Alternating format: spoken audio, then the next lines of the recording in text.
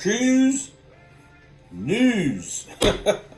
Hey, I just wanted to update a few people that follow me on my new month-old YouTube channel about cruise news. Got a story breaking that I saw out there. Carnival Cruise Line, as many of us struggle to get back on our feet after the pandemic and whatever you want to call it, just the last few years the world's dealt us, and the current situation with gas prices and everything else.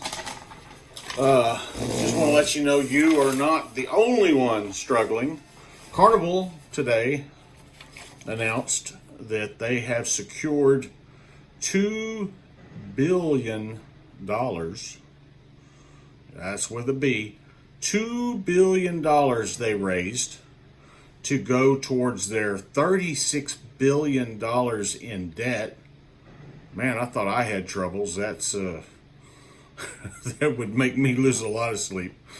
But anyway, they have put up the titles for 12 of their cruise ships as collateral to raise $2 billion to go towards their total back-end debt of their loan situation that they have. I don't believe it's any secret that the cruise lines were hit really hard in the pandemic, and there's been a lot of crazy financing and government help and everything else. But just to let you know, the government didn't totally bail out all the cruise lines and say, hey, you're debt free, we're going to give you a free pass. Carnival's still in debt for about $36 billion. Can you say that? I mean, is that the $36 billion? Saw that in the movie, right? I can't remember, but I think that was $1 million. That was $1 million. But this is $36 billion they owe. But anyway, they were able to raise $2 billion by putting up the collateral of 12 of their ships. So could Carnival actually lose these ships? That's the way it's structured.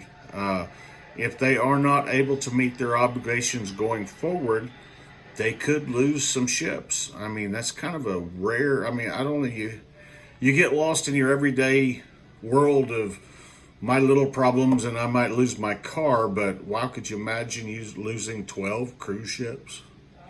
That would be a crippling. And out of those 12 cruise ships, the collateral piece for the 12 cruise ships were cruise ships built within the last 2 years. I don't believe there was a list released as of the time I'm doing this video, but it's 12 cruise ships built within the last few years. So Carnival Mardi Gras? Maybe the new one that's not even in the fleet yet coming out this year. I don't know, 2 years. I guess you could go back and look at the Carnival production sheet and see what cruise ships were in the last 2 years, but that's pretty substantial. I mean, I think I got problems sometimes in my world, but I don't owe $36 billion. So anyway, wow. Crazy. But anyway, they put up collateral for 12 of their cruise ships to raise the money they needed to satisfy their debtors and keep moving forward.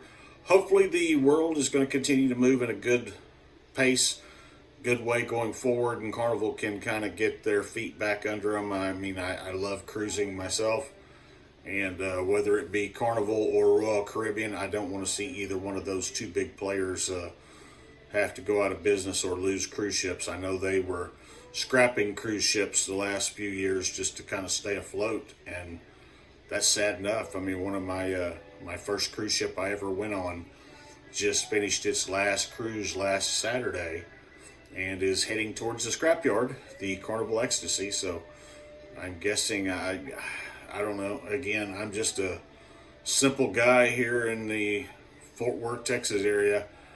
You personally would think you could sell a cruise ship to another cruise line or a smaller cruise line and be better off than sending it to the scrapyard. I don't know what the ramifications are of that. Just a simple boy's way of thinking. You'd think sell boat to someone else versus cutting it up to pieces. I don't know. There's somebody smarter than me out there that figured that out and figured out scrapping's the best thing for them. Maybe it's a write-off type deal.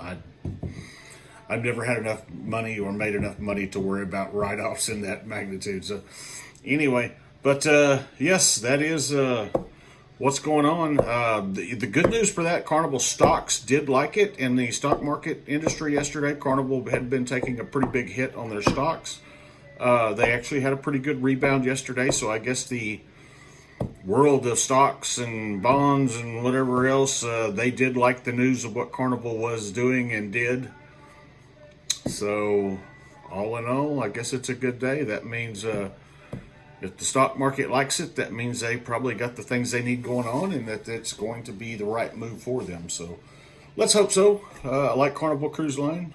Don't want to see them lose 12 of their new ships, because I would like to take the new ship out of Galveston coming here next year before they lose it. Let's say before they lose it. But anyway, I'd like to take a cruise on it anyway. I mean, if they lose it, they lose it. But let's hope it's after I get to cruise on it. So anyway, just a quick thought today, guys. Hey, if you like what I'm doing, hit the subscribe button. I'm going to keep y'all updated on things that I hear that I think are of value to Texas cruising. I've never taken a cruise out of anywhere other than Texas, so I don't see any plans to do that anytime soon, although I would like to. So let's like and share this video. Subscribe to my channel, man. You're going to have some more updates on things. I've got my review of the dinner. Sorry, I'm not sure. Okay. I've got my review of the dinner, the fine time dining dinner on Carnival Breeze we were just on 2 weeks ago. I've got some thoughts on that from the last cruise I was able to take before the pandemic. And this one, it seems like they are, I don't want to say rushing. Rushing is a bad word. But it seems like they put more emphasis on getting you to dinner and through dinner and out of the dining room. And I've seen some comments from some other people thinking that the dining experience takes too long. And that may be what happened, because me and my wife both noticed on this last cruise that it looked like dinner in the sit-down dining area at night was more rushed than it used to be a couple of years ago. So anyway, I'm going to do a video on that coming up here in the next few days, so keep an eye out for that. And like I said, below, leave me your thoughts on the fine dining, I don't know what you call it, the My Time Dining. We did My Time Dining. It's the evening dinner, sit-down dinner experience. I don't know what the proper word for it is, but it's an evening dinner, the fine dining room. Leave me your thoughts on what you think about the time it takes to have the dinner in the dining room. And like I said, I'll be doing a video on that here in a couple days, so be sure to look for that. And other than that, blah boy.